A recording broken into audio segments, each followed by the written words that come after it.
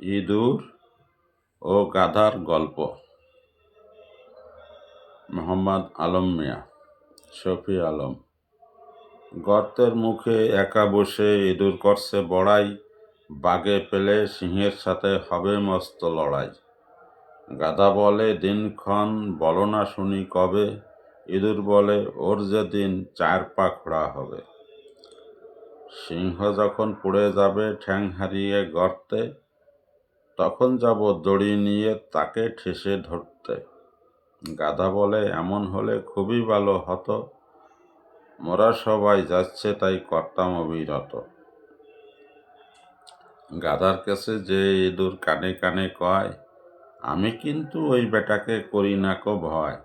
ওই বেটা খুব বেয়াদব, থাপ্পড় মারে ঘাড়ে, বহু কষ্টে লুকিয়ে থাকি গর্তে ঝোপ ঝাড়ে।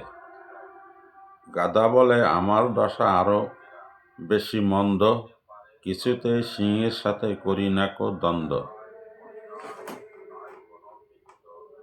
কারণ ছাড়া ঝগড়া বাঁধায় গায়ে পড়ে এসে, মাছ যদি ধরে না দেই খাবে আমায় শেষে।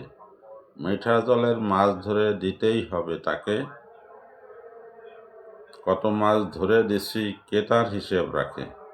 ইঁদুর বলে এই জুলুম সহ্য করব না কো, আর কটা দিন একটুখানি ধৈর্য ধরে থাকো। ওই বেটাকে একবার একটু হতে দাও খোড়া, 2 নাকে ঢুকিয়ে দেব শুকনো লঙ্কা পোড়া। নতুবা তামাক পোড়ার ধোয়া দেব আস্তে, ওই বেটার মরণ হবে কাস্তে কিংবা হাসতে। না হলে যে আমাদেরই রইতে হবে পালিয়ে, গুহায় বসে নিরিবিলি বিদ্যা বুদ্ধি ঝালিয়ে।